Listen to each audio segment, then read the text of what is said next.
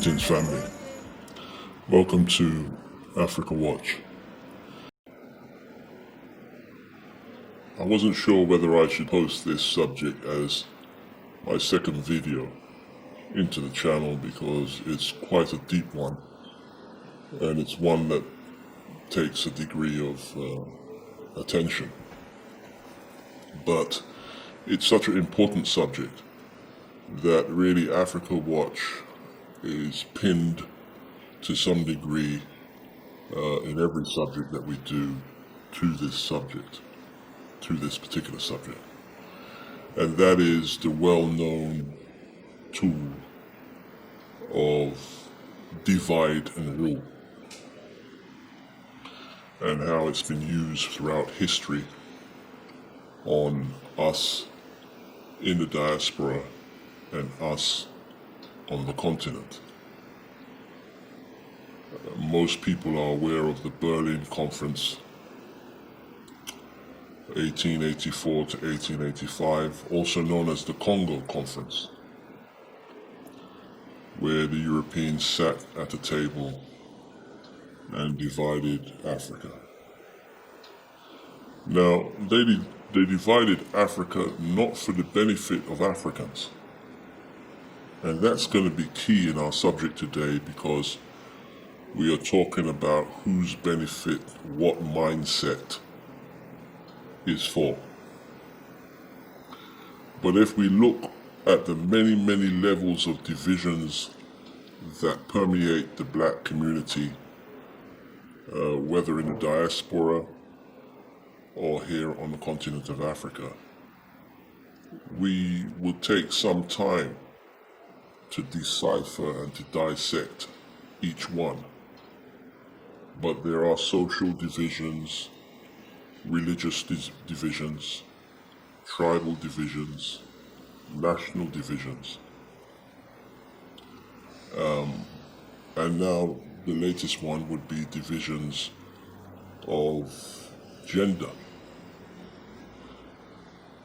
But all of those divisions serve the same purpose, and that is to weaken our unity and our attaining principles that we all could agree with.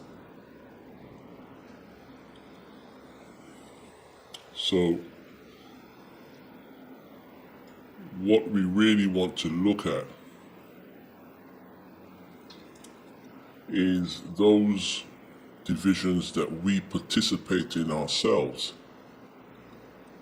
rather than how it was in the old days, where someone would come into our communities and cause divisions. Of course, we've progressed now in 2020 to the point where we actually participate in our own dividing. And we have found that there is a principal division that is more deeper than all the others I've just mentioned, more deeper than religious, more deeper than national, more deeper than tribal. There is a division that is in our minds, both in the diaspora and on the continent of Africa, that is more destructive than all the others just mentioned. And what is that division? It is the division of the two schools of thought. The two schools of thought are present in all the other divisions that we just mentioned. It is really, to an extent, the precursor for those other divisions. Now, what is the two schools of thought? Let me read it to you, and then we'll carry on with our talk afterwards. The two schools of thought In the diaspora, just as in Africa, there are two schools of thought that our people have subconsciously signed up to concerning the way forward. The first and more vocal of these two schools are those who believe in an inclusive solution or roadmap into the future for our people. That whatever we do must meet and match other world groups in their idea of how nations should be run and managed. This school assumes automatically that others have the blueprint and have qualified themselves as the ultimate nation builders based on their physical achievements and influences. In the diaspora, this school of thought is what is behind all the domestic initiatives and black organizations that are fighting for equal rights within those host nations and in accord to local legal policies and provisions. In Africa, this school brings about initiatives that are trying to mold Africa into what is generally accepted by the rest of the world, even to the extent of gender misplacement or misplaced female domination. I mention these only as an example, but there are a whole world of other ideas that are alien to our natural cultures and customs involved. The second school are those who are actually the opposite to the inclusive school. Those who want an exclusive black expression and direction that is tailor-made for us, the particular people, as a solution. Searching for a way forward within our own determinations based on our own needs, aspirations, idea, and expressions.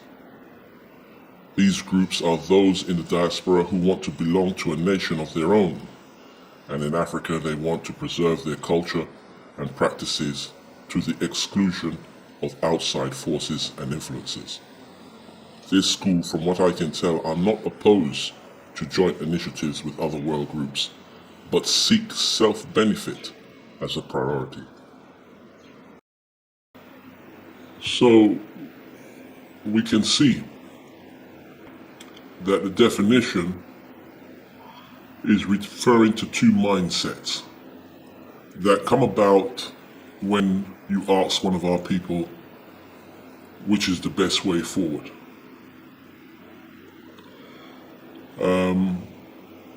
Now, of course, when you say which is the best way forward, you're talking about every aspect. Which is the best way forward domestically for our people?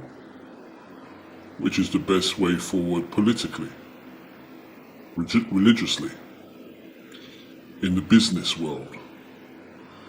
You're actually talking about which is the best way forward for our nation as a whole. Now, here's where the problem comes in. Because the inclusive mind, when posed with that question, voids the concept of us being a nation. The inclusive mind deals with the fact that we are in every nation around the planet, and immediately it assumes that the question is talking about us in our different communities in the various different countries that we are in, and how best are we going to fit in the inner workings and the systems of those countries that we are respectfully in. But the same question posed to an exclusive mind sees black people as a nation, regardless to where we are on the planet. And therefore, the result isn't based on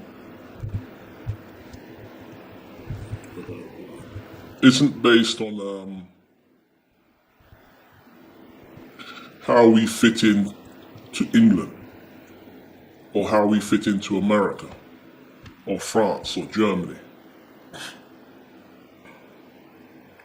but how we conduct ourselves as a whole that will bring about primarily benefit to us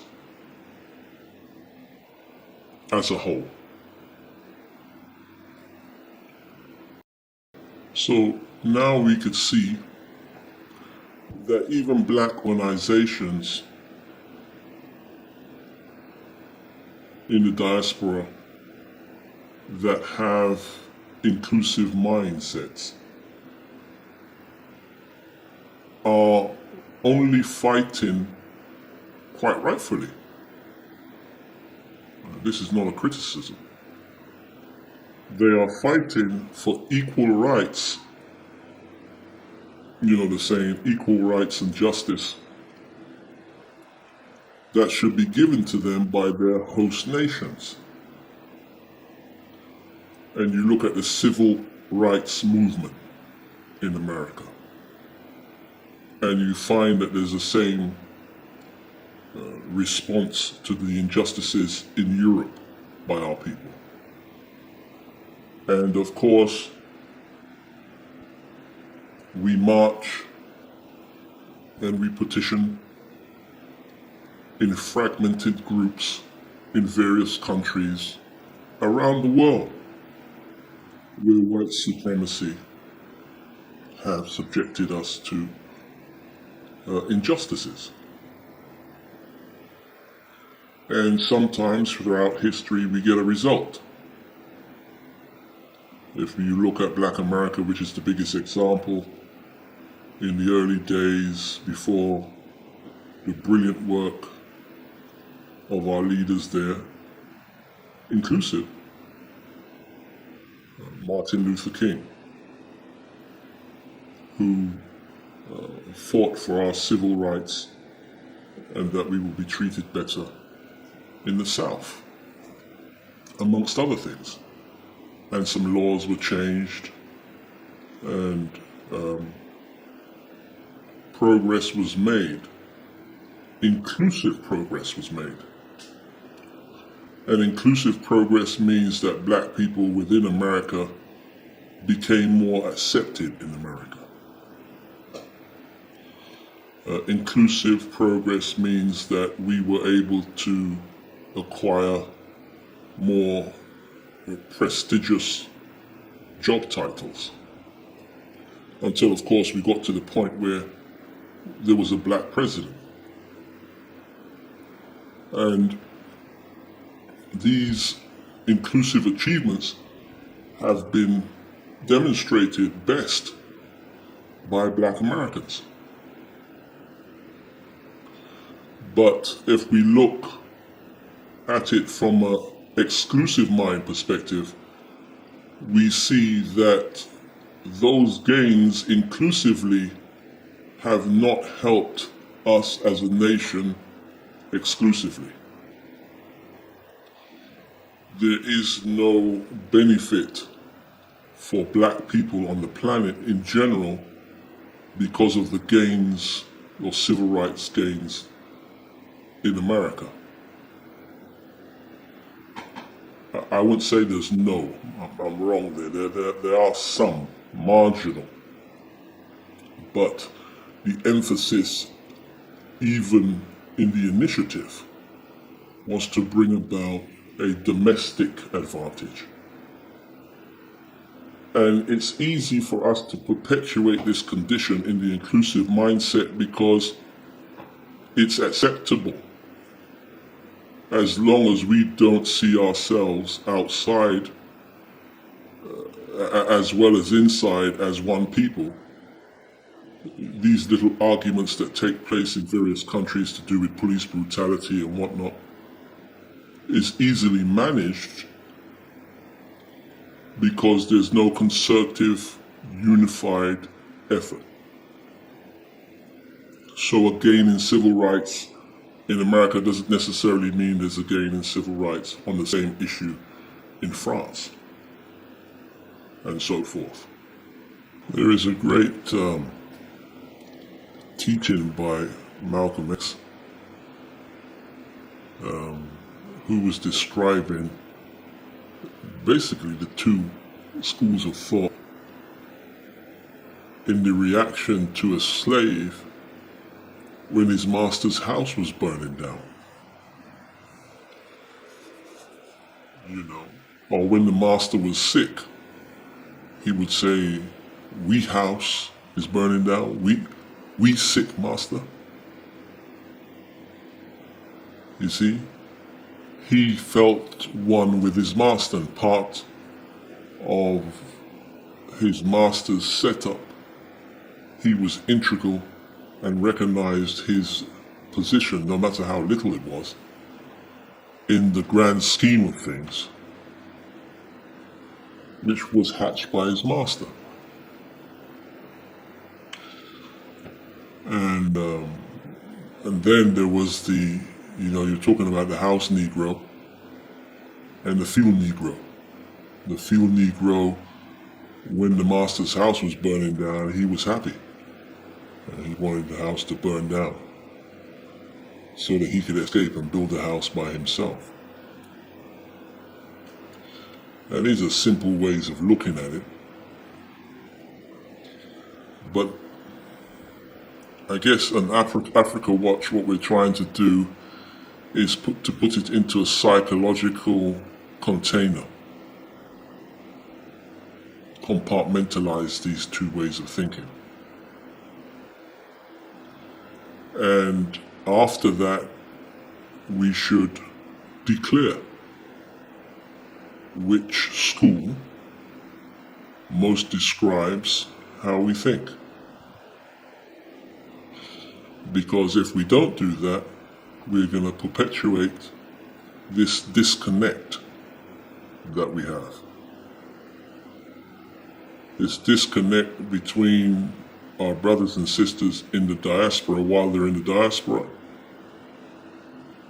and also the disconnect with our African brothers and sisters with each other while they're in Africa.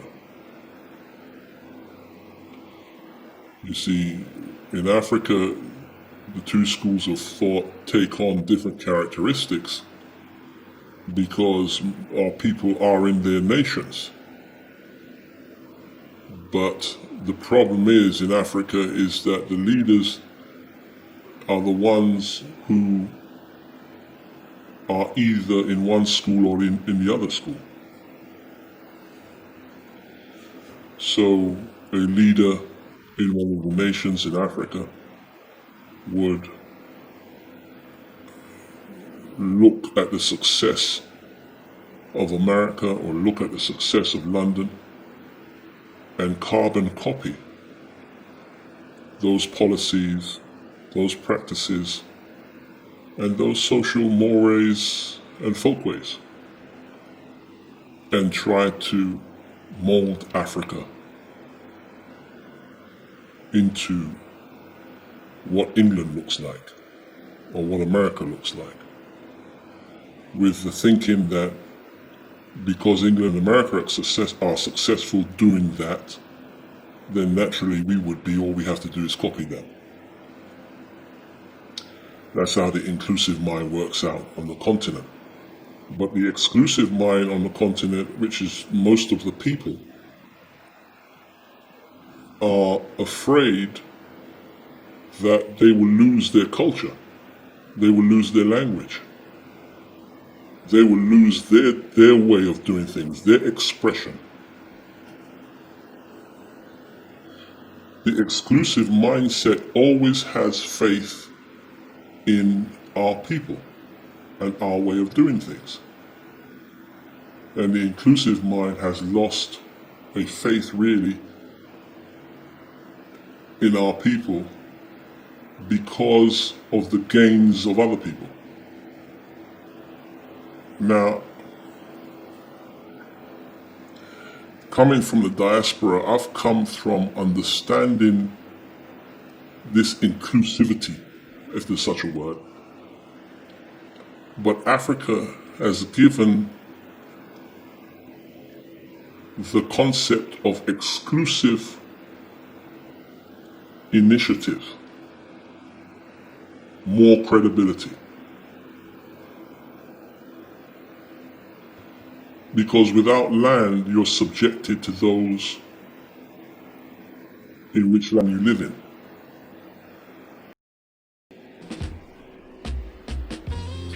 So anyway, I don't want to drag out this subject too much. It's a big subject because you can start talking about the two schools of thought on any aspect in business and marital homes, how you raise your children, you name it. And we will be here for a very long time. But if you like the points that we'll raise here and you have something to say about it, please submit your comments, send your emails, muchtruth@protomail.com, and participate. And if you want to help us out, send a donation in to us in our Patreon website. But we thank you for coming. Thanks for listening. More to follow, God willing, tomorrow. Peace and blessings.